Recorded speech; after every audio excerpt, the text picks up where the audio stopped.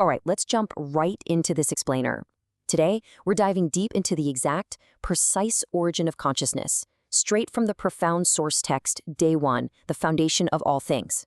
We're talking about a meticulous, almost word-for-word accounting of how the Creator actually came into awareness. So this isn't just some broad, abstract philosophical overview. No, we are getting into the exact mechanics of how an absolute void transformed into the fertile ground of possibility, and more importantly, the immediate, profound challenges that popped up the exact second the mind woke up to its own nature. We plunge right into the void with this incredibly powerful quote from the text. It captures the very moment the Creator realized its own existence. Listen to the precision here. The I Am, in its growing wisdom, encountered a disturbing force within itself: impatience. Notice that? The threat wasn't some external enemy or an outside invader knocking at the door. No way. The very moment consciousness recognized its own creative potential, it simultaneously birthed a deeply unsettling internal conflict. So that brings us to Section 1, the awakening of consciousness and facing the internal threat. Let's look at this like a grand cosmic allegory, where consciousness meets its very first antagonist. To really grasp this, we have to look at our two main cosmic players, which set up the fundamental tension of all existence.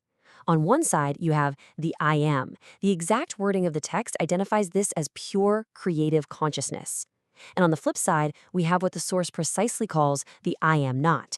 Now, this wasn't just a passive emptiness or a lack of creation. It was a fiercely destructive impulse, embodied entirely by the energy of impatience. This restless, chaotic energy basically wanted to either completely devour the creative consciousness or just tear itself away entirely. Think about the sheer aggression of that energy for a second. The source tells us that this impatience literally carried the seed of all future discord. It was a force that absolutely refused to wait for proper timing. It wouldn't allow for careful cultivation. It completely rejected the delicate step-by-step process of how thoughts actually turn into reality. Instead, the I Am Not aggressively thrashed against the measured pace of creation.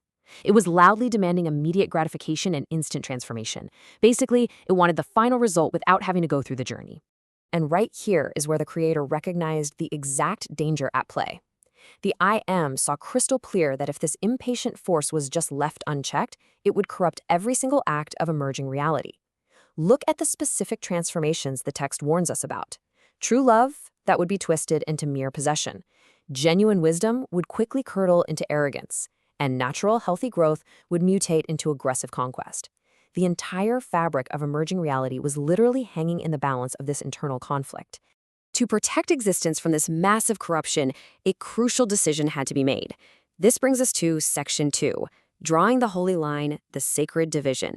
The absolutely crucial point here is the boundary itself. The exact text calls this the holy line. And the source makes a really fascinating distinction that we need to pay attention to. This wasn't just a random border, and it definitely wasn't a punishment.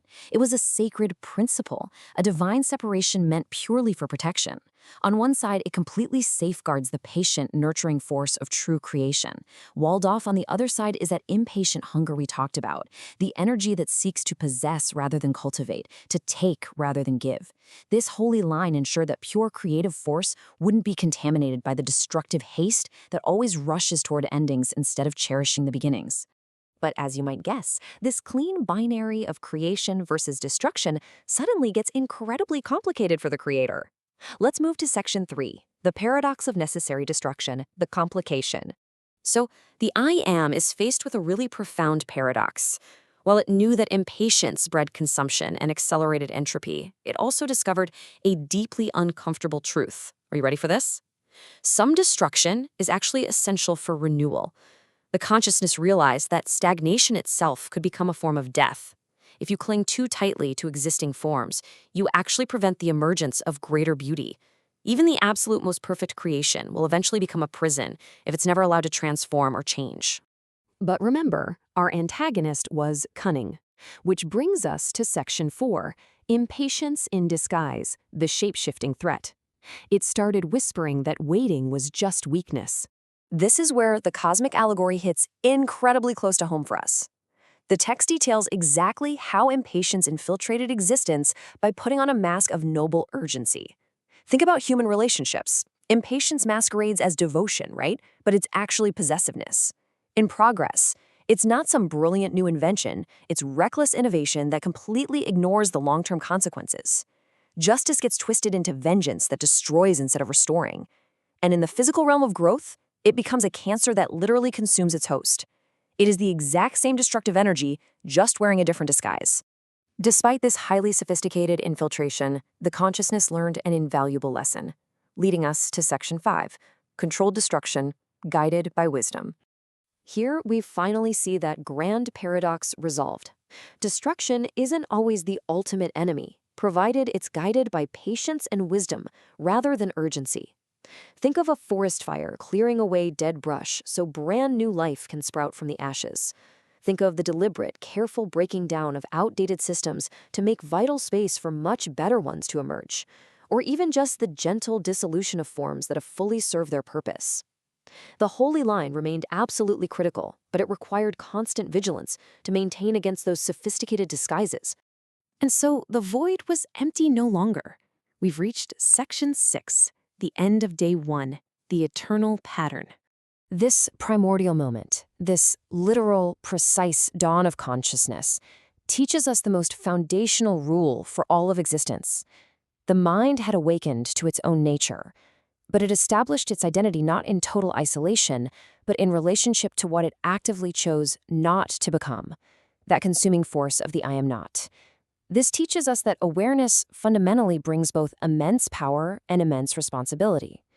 It requires us to constantly navigate that tension between the careful cultivation of what should be and the necessary, wise release of what must pass away. The text leaves us with the ultimate challenge of discernment. Because that holy line, it's not a fixed, rigid wall. It is a living, breathing principle. So, I'll leave you with this final vital question. Can you distinguish between destruction that serves life and destruction that serves only itself? Navigating that difference requires eternal wisdom from all of us. Thank you for joining me for this explainer of Day 1. Take this framework, look at the forces of patience and impatience in your own life, and keep learning.